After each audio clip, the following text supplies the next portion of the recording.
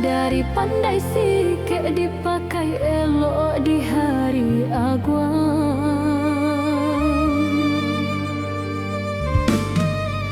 Bangga rasanya membau namo karya tangan anak negari.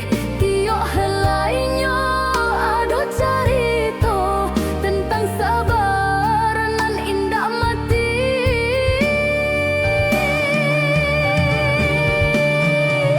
Songket minan kilau nan abadi, warisan luhur nan takkan punah. Agan gadenai mamakainya menjaga adai biana indah. Bukan hanya sekadar kain, tapi